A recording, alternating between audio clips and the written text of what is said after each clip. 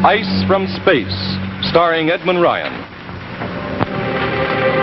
This is it, gentlemen, the Arrow B-76, photographed from our takeoff compound 2 days ago.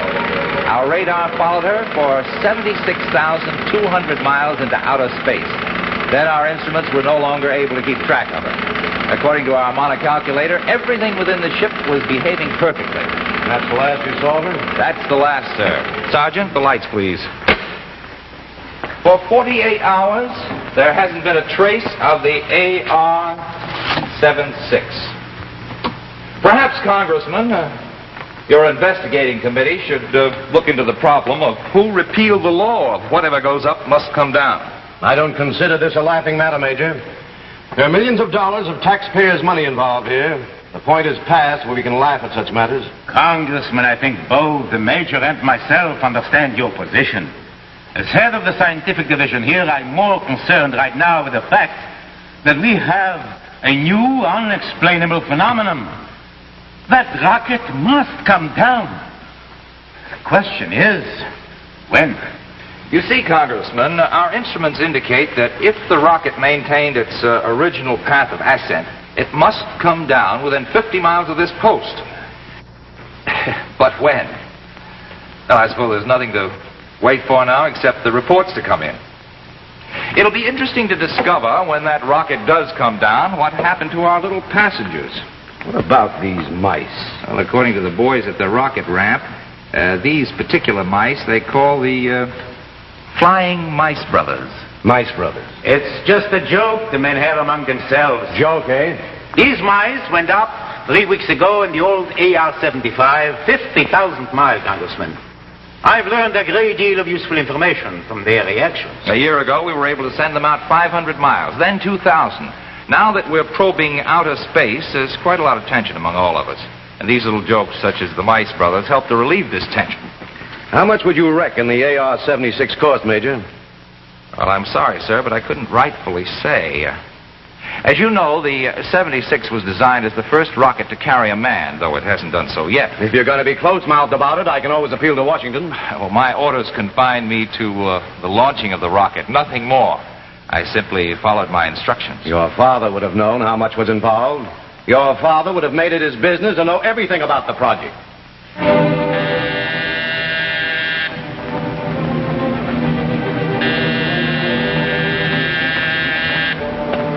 Yes? Major, they've tracked the AR-76. She's down. Where? On the Baker Ranch. They called in, said their kids have already located it in a mesquite. Kids? Sergeant, get Lieutenant Garcia to take a detail over there right away. Yes, sir. Get the Baker family on the phone. Tell them that AR is government property and to keep their kids away from it. Yes, Major. Have him take a recovery group out there and get a report back to me as fast as possible. Now get a move on. Well, that's it. The Baker Ranch is not more than 10 miles from here. She finally came down. But why the delayed return? She should have come down within hours after the takeoff. What do you make of this, Dr. Meshkel? It's strange. Very strange. Are you making any guesses as to what we'll find inside? Not just now.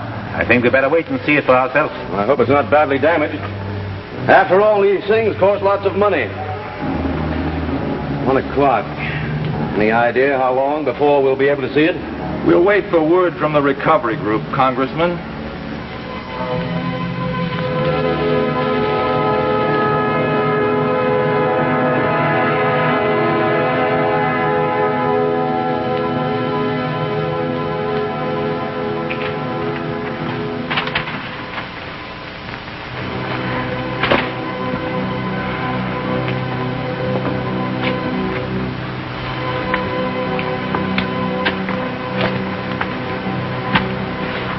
How much longer, Major? I have no idea.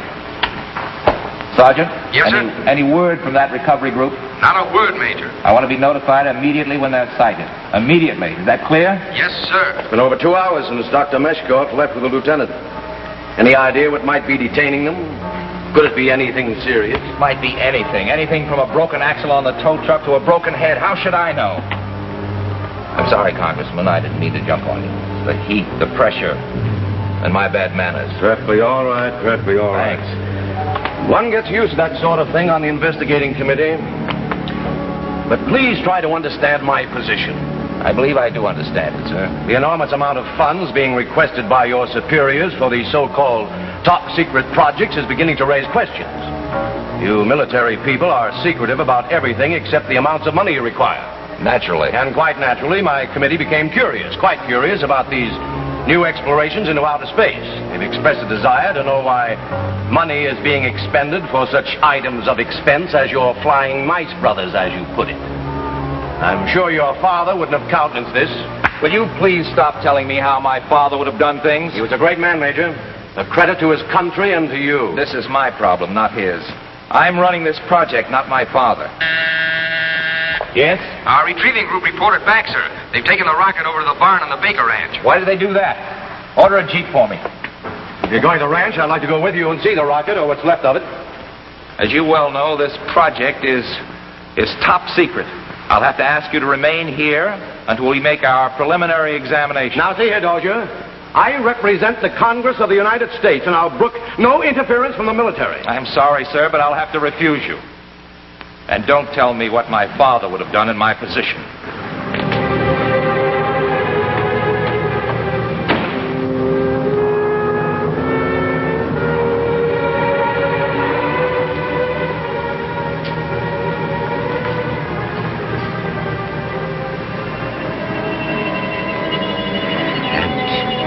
According to the Baker kids, according to them, when they pried off the back plate of the rocket, they found this object inside.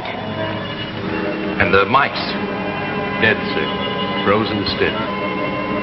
There was no evidence that the rocket had been tampered with during its ascent or descent. Doctor, what is the possibility that something or someone could have dismantled this projectile somewhere out in space and then put in this thing?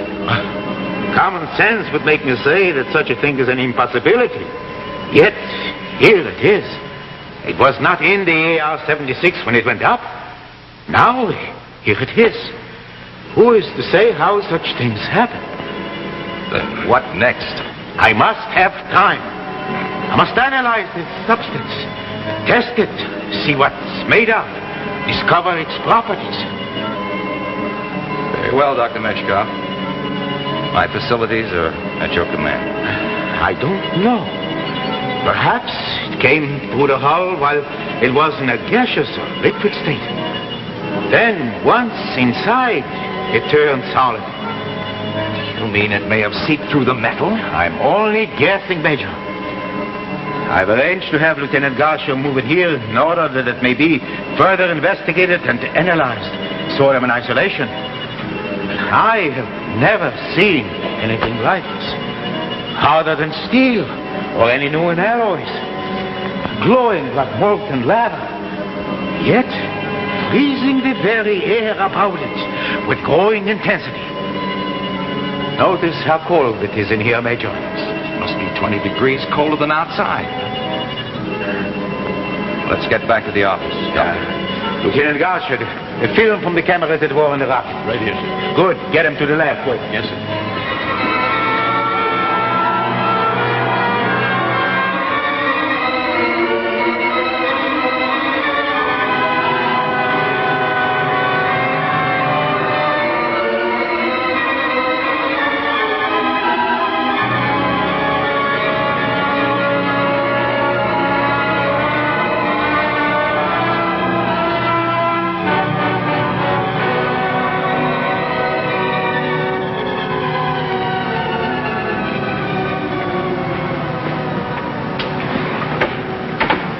Well, what have you found out?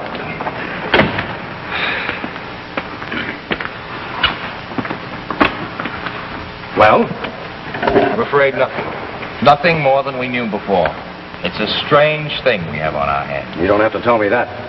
But I've got to report back to Washington. I want something concrete. I can't send a wire saying we have something strange in our hands. Congressmen have sent stranger messages than that, Mr. Burns. Now, see here, Dozier. I've taken about all I can stomach from you. You've been rude and uncooperative. And I'm going to blow the lid off this thing. You'll do nothing of the kind. I'm slapping security on you and this entire project. This whole area is under quarantine.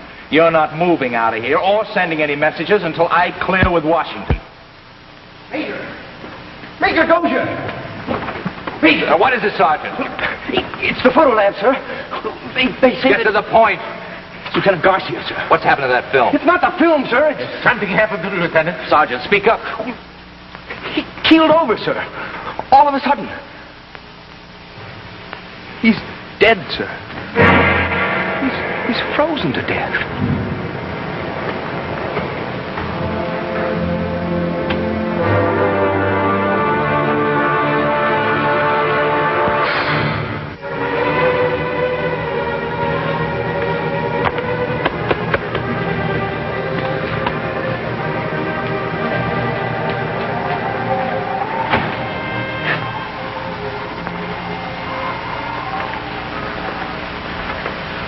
Hello, Congressman.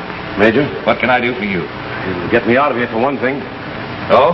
Well, I've been willing to go along with you. Unaccustomed as I am to living in an encampment, in sleeping bags, eating out of cans, it's been a good experience for me, a good experience. For 3 days. But this is your job, your problem, not mine. Oh, thanks. And I think it's about time I got back to Washington. Sort of a case of cold nose as well as cold feet, sir. If you wish to put it that way, then why not? With that unearthly substance in the barn near the camp, why, in 3 days, it's frozen hundreds of miles of desert land in the middle of the summer. 75 miles. 75 or 175, what does it matter? Whatever it is, there doesn't seem to be anything you can do about it. Let's turn this country into the Antarctic in no time at all. And with worse effects. Well, don't you consider the death of those 12 men or those youngsters, those poor Baker children? Don't you consider this a serious matter? Now, look here, Congressman, let's get one thing straight. All personnel are quarantined on this base. No one moves out of here under any conditions until we've seen this thing through. And that means you. Major? Yes, Wilson? They're making another food drop for us, sir. Well, that shows that they still have confidence in us. I'm afraid you don't have much confidence in me, Mr. Burns. Can't help thinking how your father would have handled this situation. Now, look here. As a military man, I am supposed to extend you my respect. But you've got to stop needling me. I am perfectly aware of what a fine soldier my father was. However, I have my own career to make, and it will not be as Colonel Dozier's son. My career and my reputation I will make on my own or not at all. Of course. I didn't mean to imply that you couldn't handle this problem. Then leave me alone and let me do it my own way. I have my orders, and I intend to carry them out. May I ask, just what are your orders? To hold until we do away with it. Or it does away with us. Dozier! Yes? Dozier! What's wrong, Doctor? The barn. You must come to the barn quickly. The blue ice is becoming critically active.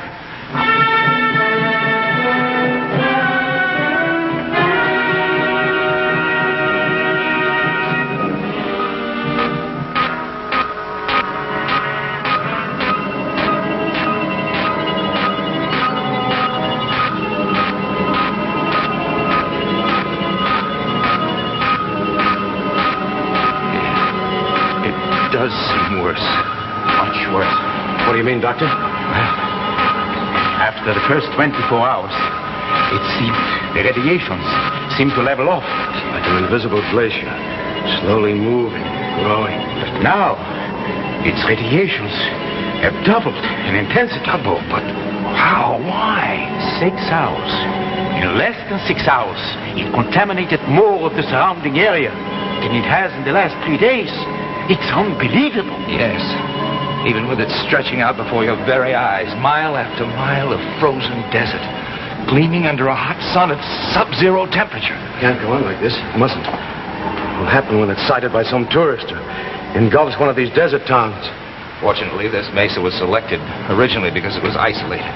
Now I've made this whole zone a heavily guarded area, 500 miles wide. But with its increased intensity, there isn't much time before the French will envelop a town here, a railroad junction there, and then the panic will begin. I know. There must be some way. There has to be a way. It's no use. No use. We have tried everything within our resources to destroy it, to change its substance, heat, acids, firepower. Don't you have any idea what it is? A molecular structure completely unknown to us. Neither vegetable nor mineral.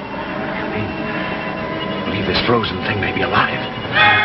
And possibly in communication with others on the periphery of outer space. Others like that one? Why not? What would they want here? The heat and the warmth of our world, which has been previously denied them by the protective gases that surround us, until we provided them with a conveyance, the AR-76, self-powered, designed to provide protection from the friction of descent. But who can know their real purpose? The only thing that matters now is the removal of this cosmic substance, its destruction, before it destroys us and contaminates the earth, mile by mile. Our farms, our cities.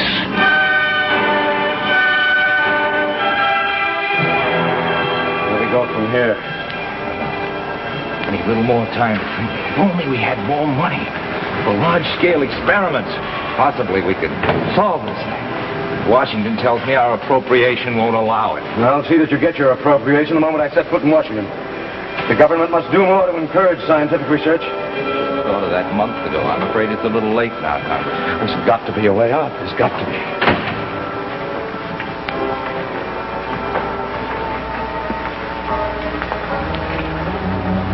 Anything new? Nothing at all. Ozone area keeps expanding and growing faster and faster. We are now in the middle of a patch of ice and snow 300 miles in diameter. I think we are beaten. This can't be. We can't give up now. What would you have us do? Sit here until the whole country becomes a frozen wasteland? Not unless you have any other suggestions, Major. As for me, I am tired. Doctor, is the AR patched up yet? Yes, the damage was relatively minor. It's all fixed up again, ready to fly. Why do you ask? Oh, no reason in particular. Surely you don't have in mind sending the 76 up again? I don't know. That would be madness. Doctor, we can't sit on our hands. Something must be done. What can we do? It might come down with still another piece of ice in it, and there, where would we be? He's right. If that's what you're thinking of, get it out of your mind. Gentlemen, if you'll excuse me, I've got some work to do. I'm going to my quarters. Good night, Mr. Burns. Good night, Doctor. Good night.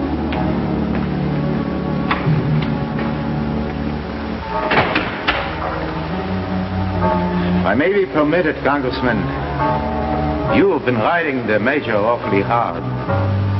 Yes, I'm afraid I have. He has an enormous responsibility, not only to the men on this post, but with this new thing, perhaps to the rest of the country.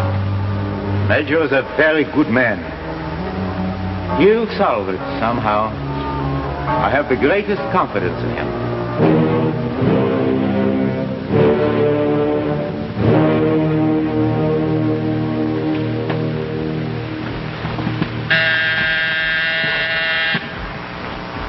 Yes? Still no sign of Major Dozier, sir. He's not in his quarters nor on the post anywhere. Thank you. I don't understand it. It's been over 4 hours. Where could he be? I hope nothing has happened to him. Sergeant Wilson, Yes, sir? have you tried to make a see if the Major's there? No, sir. I haven't tried there yet, but I will now. Good. Call me right back. Yes, sir. Thank you. I don't know, but I'm going to find out. Wilson! Sergeant Wilson! Yes, sir? What was that? I don't know, sir. It sounded like the AR-76. AR-76, but that's impossible. It's not impossible, Congressman. Sergeant, get over to the Major's quarters on the double. See if his executive officer knows anything about his whereabouts. Yes, sir. Get me through to the baker. Lieutenant Halsey here. This is Mesko. What's going on out there? Sounds crazy, sir, but the AR-76 just took off. Quick. Let's get out to the baker ranch.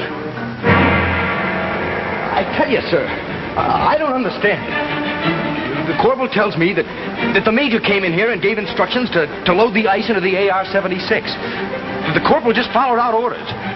Got 3 men and they loaded it in. Then the major gave orders to clear the field. Walked over to the 76 by himself.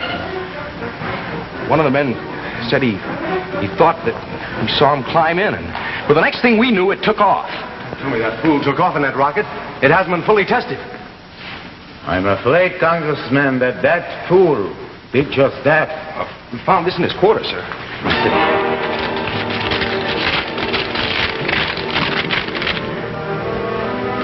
Here, Dr. Meshkov, I hope this does not spoil any of your fancies, scientific theories, but it seemed to me like the only way.